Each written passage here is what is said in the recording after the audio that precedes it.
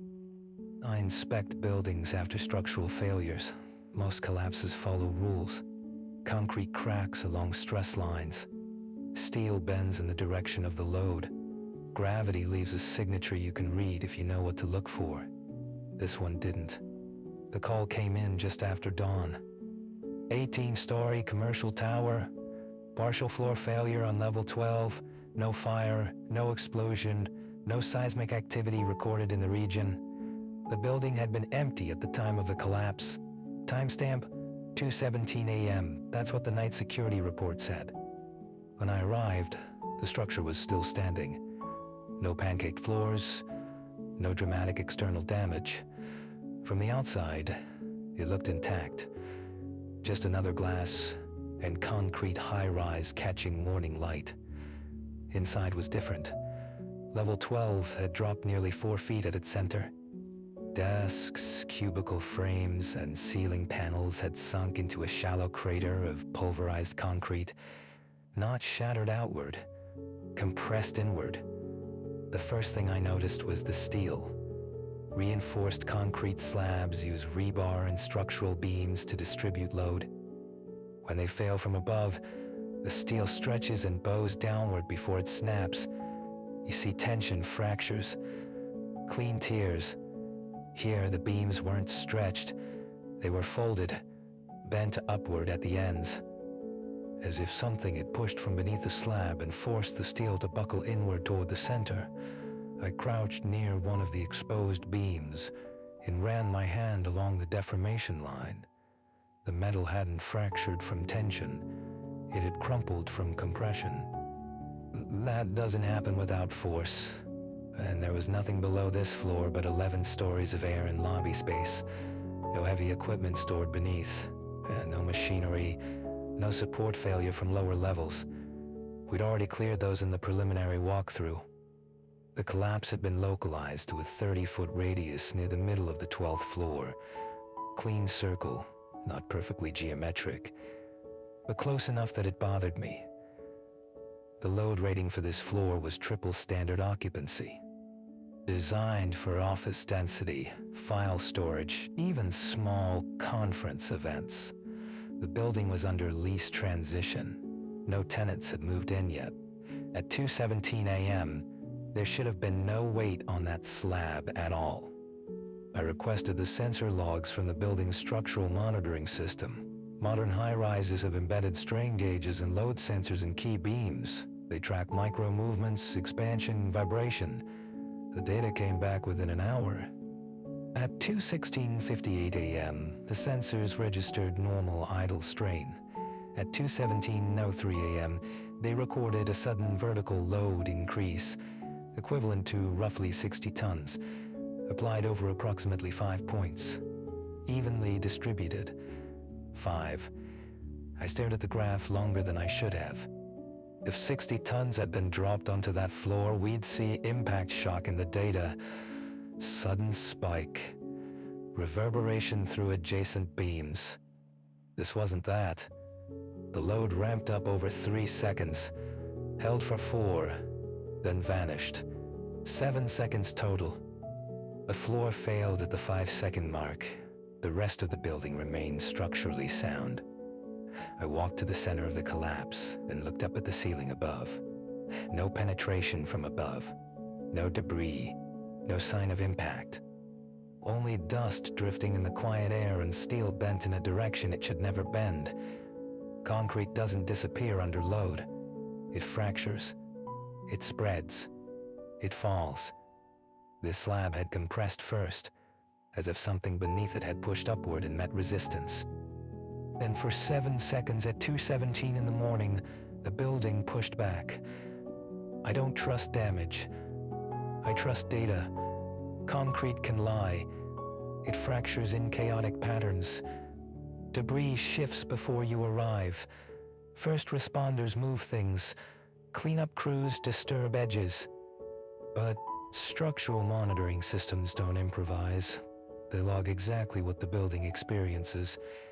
The strain gauges embedded in level 12 support grid recorded the anomaly beginning at 2:17 in the morning. 3 seconds of increasing compressive load.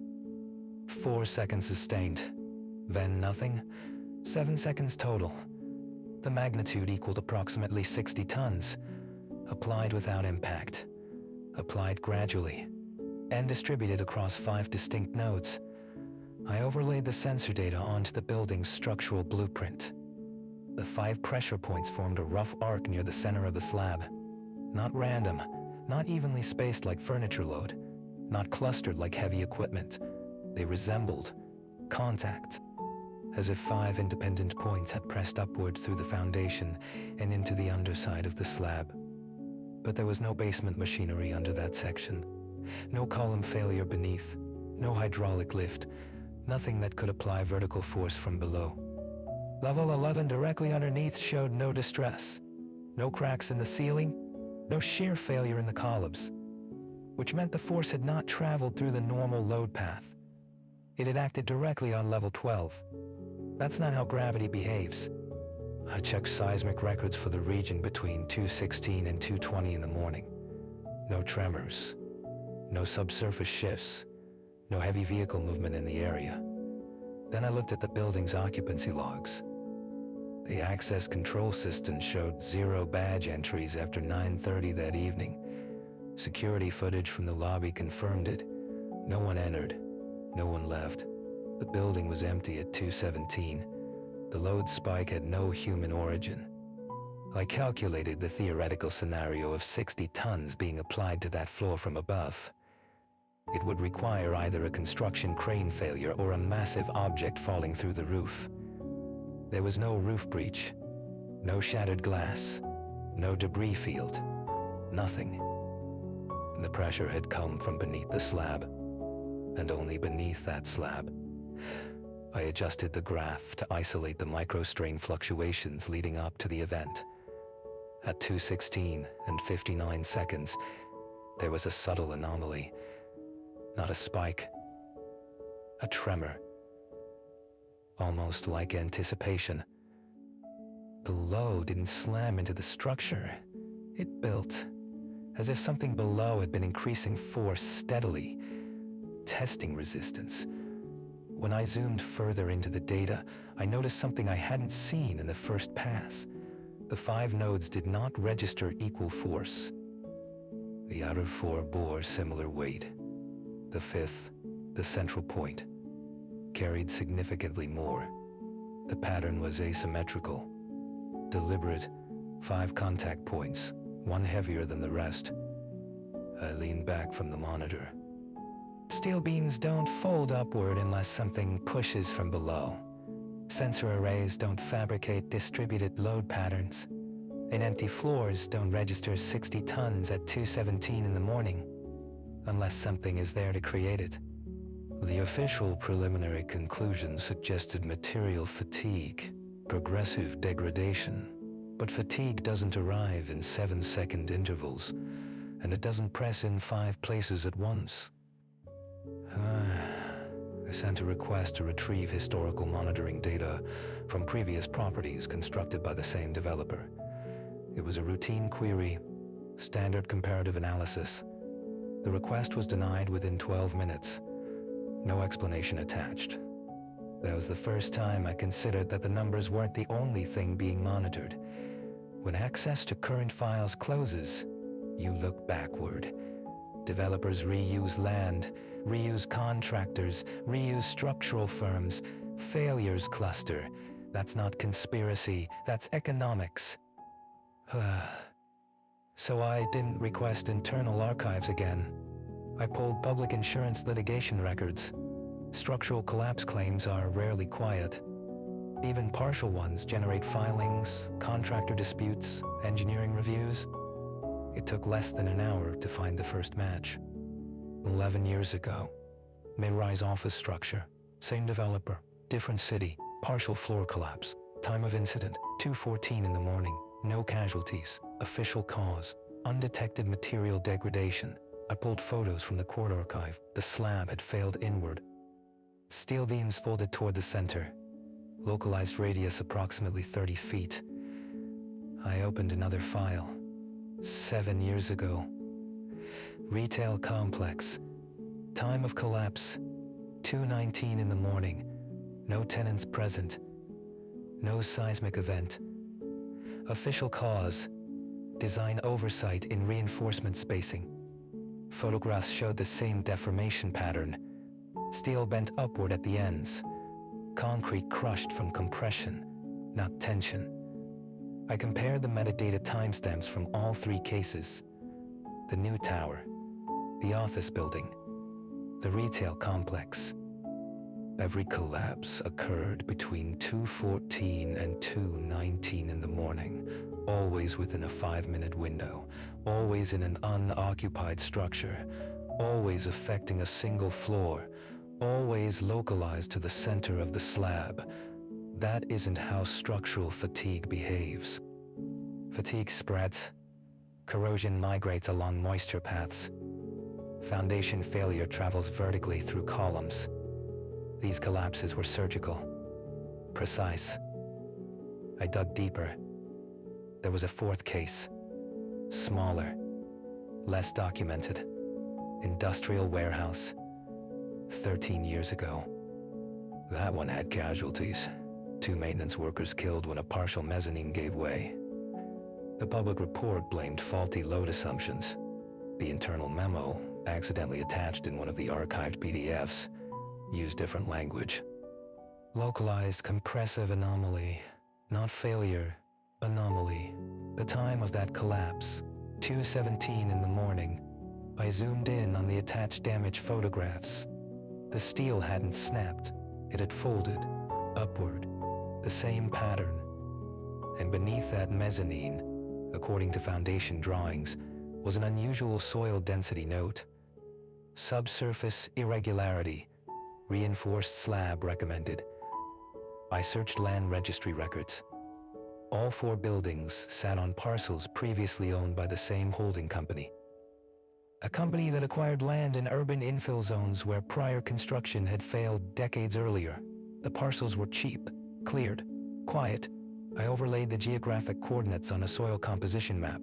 The sites shared no fault line, no underground river, no sinkhole cluster, but they did align along a narrow geological seam, not seismic, sedimentary, a dense layer beneath softer soil, unusual but stable. On paper, I returned to the sensor graph from the new collapse.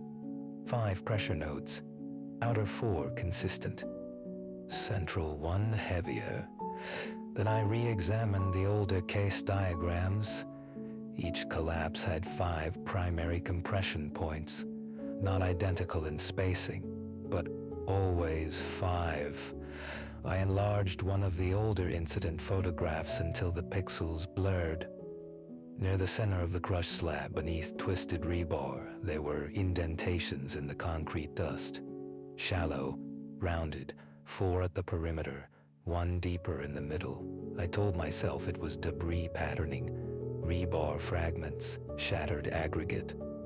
But when I overlaid the pressure distribution graph from the new building onto the old damage photo, the alignment was too clean. 5 points, distributed weight, increasing load, 7 seconds.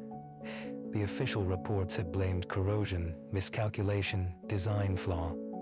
Each time the developer absorbed the loss, settled quickly, rebuilt, and built taller. The most recent tower, the one I was inspecting, was the highest yet on that seam of land. 18 stories, more vertical load than any prior structure. I checked construction permits for the next project in that portfolio. Approved. 32 stories, same soil band, same holding company. Projected completion next year. Projected opening in late spring. I closed the archive browser and stared at the screen long enough that the reflection of my own face began to distort in the glass. 4 collapses in 13 years. All between 2:14 and 2:19 in the morning. All empty, all localized, all compressive. If this were random material failure, the probability curve would scatter. Instead, the pattern was tightening, and each new building added more weight above whatever lay beneath that seam. The question wasn't why the floors were failing. It was why only one section failed each time, as if something below applied pressure, and then stopped. I submitted my preliminary findings that afternoon. No speculation, no dramatic language, just data. Localized compressive force, distributed load across 5 nodes. 7-second duration. Event time, 2:17 in the morning. No evidence of impact from above. No seismic trigger. I did not include theories. I let the numbers speak. The report was returned to me the next morning. Subject line: clarification required. That was the first red flag. Engineering departments don't use vague phrasing. They cite code sections. They request recalculations. They challenge assumptions directly. This email did none of that. Attached was my report, revised. Sections were highlighted in yellow. Localized compressive force had been changed to progressive structural fatigue. Distributed load across 5 nodes was replaced with material weakness consistent with long-term stress. The timestamp remained, but the 7-second duration line was gone. So was the load magnitude. 60 tons had become excess load conditions. I read the edits twice. No one had challenged the math. They had removed it. I called the internal review coordinator. She answered on the 3rd ring. Her tone was measured, calm. Collegal would prefer we avoid language that implies external force without confirmed source, she said. Confirmed source, I repeated. Yes. We can't state upward compression unless we've identified a mechanism. There is no mechanism. That's precisely the issue. There was a pause long enough that I could hear typing on her end. We've had similar incidents in the past, she added. I'm aware. Another pause. You don't need to be. That wasn't said harshly. It wasn't a threat. It was procedural. The call ended with her asking me to resubmit the report with standardized terminology. Standardized meant sanitized. I reopened the older case files. 2 of them were now inaccessible. Permission error. I tried accessing the structural sensor database again. My credentials still worked, but historical datasets prior to 5 years ago had been archived. Offline. I hadn't requested that. Later that evening, an email arrived from a senior partner I'd never spoken to directly. Short, concise. Please ensure conclusions align with confirmed engineering principles. Avoid speculative language. Developer relations are ongoing. Developer relations. That's what this was about. Not structural integrity. Not public safety. Relationships. I went back to the new tower that night. The collapse site had already been cordoned off for demolition assessment. Temporary shoring columns held up the surrounding slab. I stood at the edge of the depression again and looked at the folded steel. Bent inward. Compressed. Concrete doesn't fail like that from fatigue. Fatigue fractures over time. It doesn't apply 60 tons of pressure for 7 seconds and then vanish. I crouched and ran my hand along one of the deformed beams. The fold line was clean, controlled, as if the force had known exactly how much to apply before the structure yielded. Behind me, the temporary lighting flickered. Not dramatically, just enough to shift the shadows across the collapsed floor. For a moment, the 5 main compression points were visible in the dust, 4 near the perimeter, 1 deeper in the center. Even in failure, the pattern held. I straightened and looked down through the fractured slab into the darkness below. Level 11 was intact, unmarked. The force had not traveled through it. It had bypassed the normal load path entirely. I went back to my office and opened the revised report template.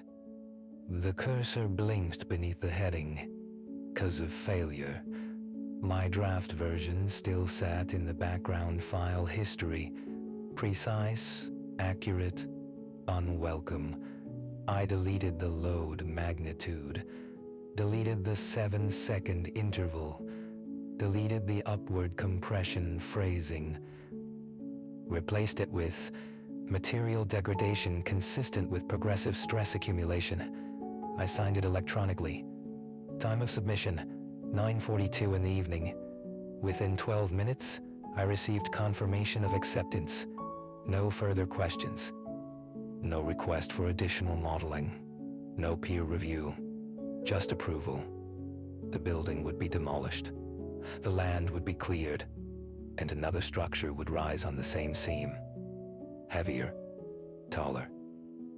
I closed the file and stared at the timestamp from the sensor log one more time. 2:17 in the morning. 7 seconds. 5 points of contact. And nowhere in the official record would any of that exist. The math wasn't wrong. It had simply been removed. The warehouse case bothered me. Not because it was the earliest, because it was the only one that wasn't clean. 2 fatalities, listed as secondary to structural failure. No detail beyond that. The file was marked partially sealed due to pending litigation that had been resolved. Resolved doesn't mean explained. It means closed. I accessed what I could through archived municipal records instead of internal databases. Public safety reports don't disappear as easily as corporate ones. The building had been a distribution warehouse. Single story, heavy mezzanine installed later for storage expansion. Time of collapse, 2:17 in the morning.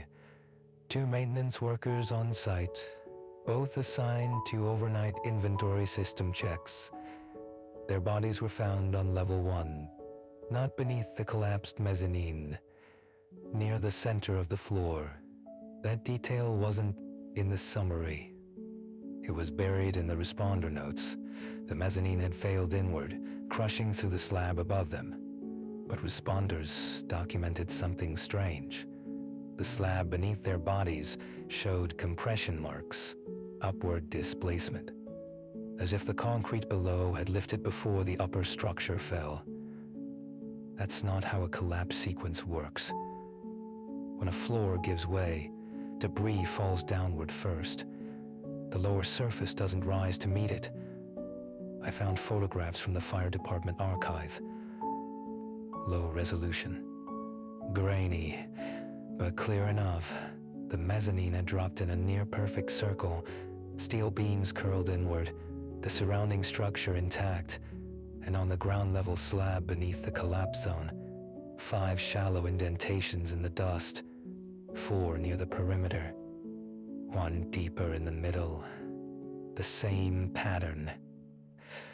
But this time, the compression had occurred on 2 levels simultaneously.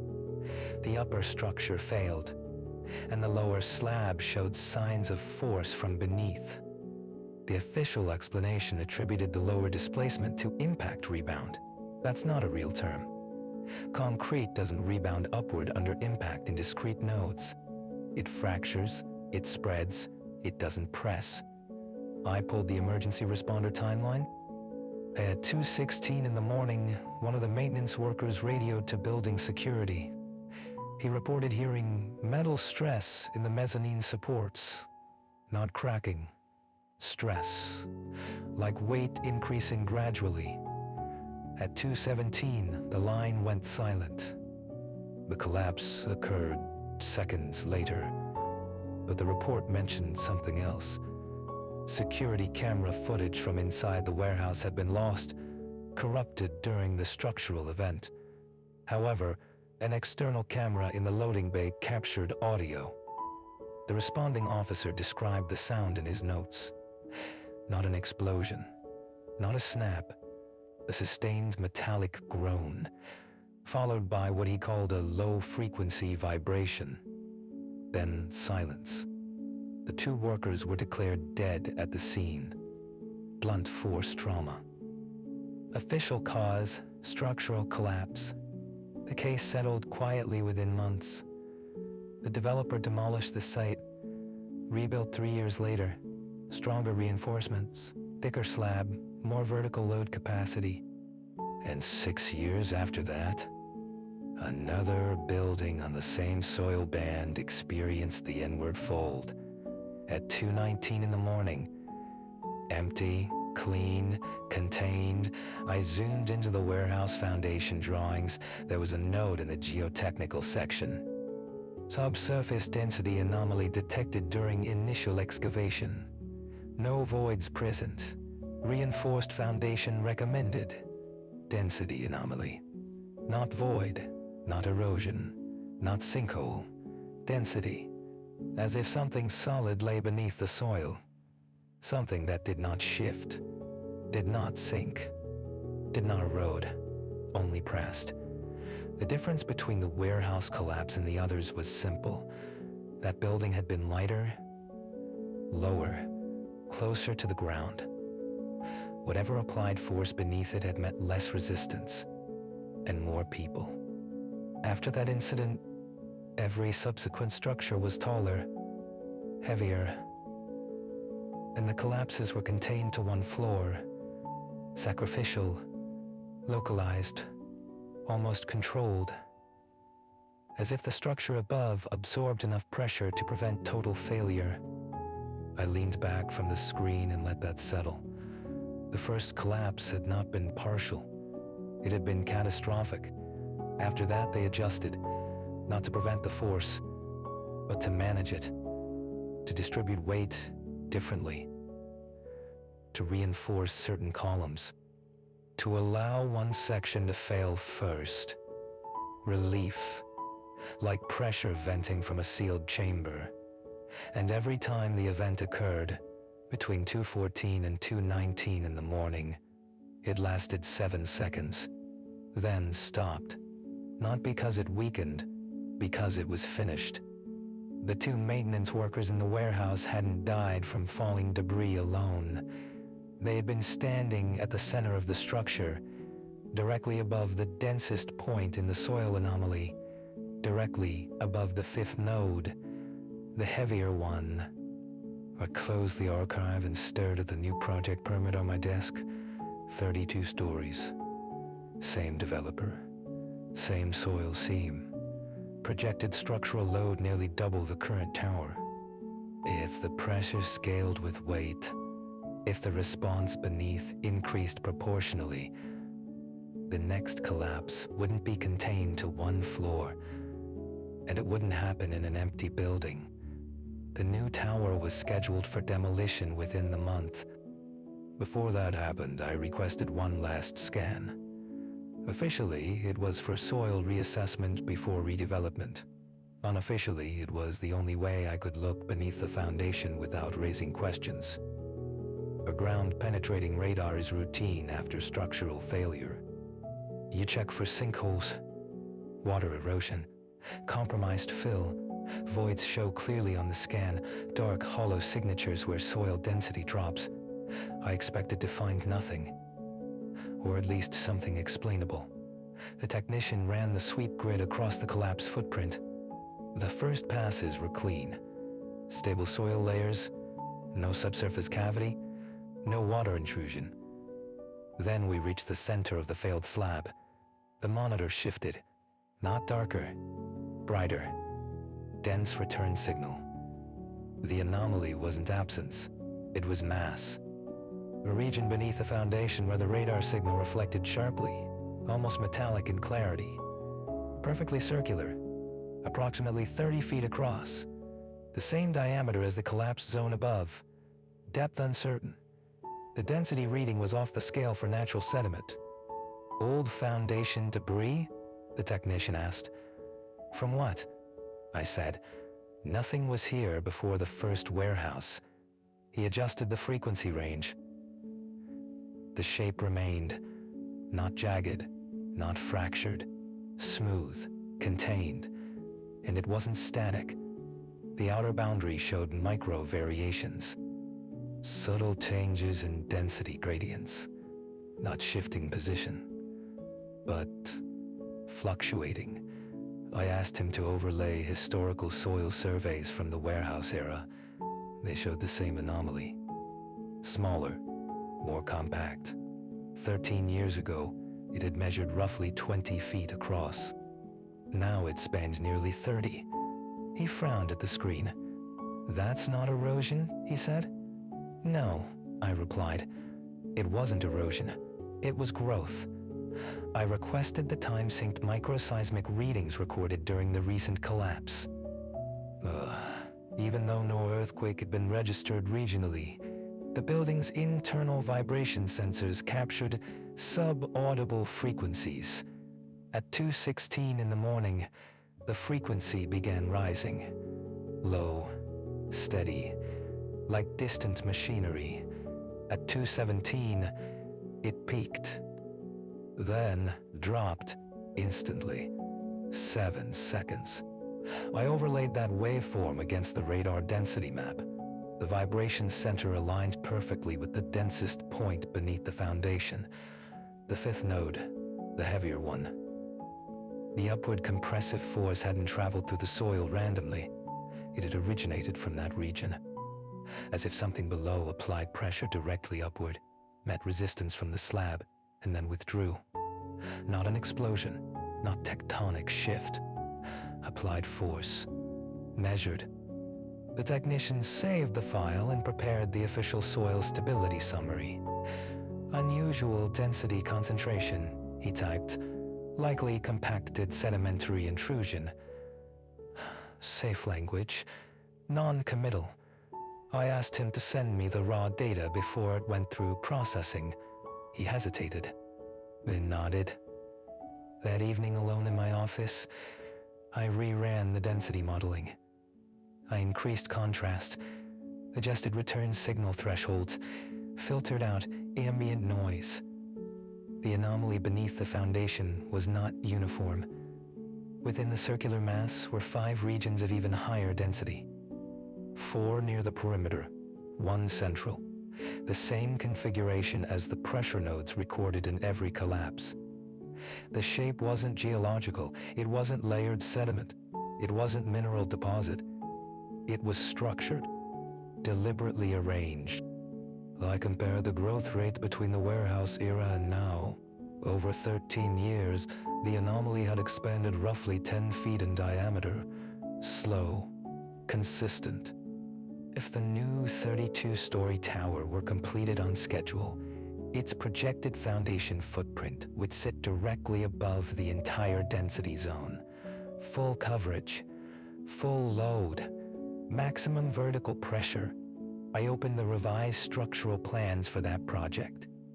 Buried in the foundation details was a line item I hadn't noticed before. Compensatory compression allowance integrated into column grid. Compensatory compression, not reinforcement. Allowance. The design intentionally under-reinforced one central slab region. A calculated weak point. A release valve. They weren't trying to prevent the force. They were managing it. Allowing one section to fail under upward pressure so the rest of the structure survived. Sacrifice a floor. Save the building. I leaned back in my chair and stared at the timestamp from the most recent collapse. 2:17 in the morning. 7 seconds.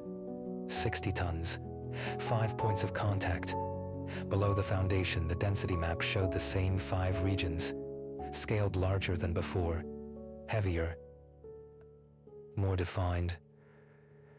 It wasn't random pressure from shifting Earth, it was reaction. The more mass built above it, the stronger it pushed back. Not constantly, not violently, just once, per year.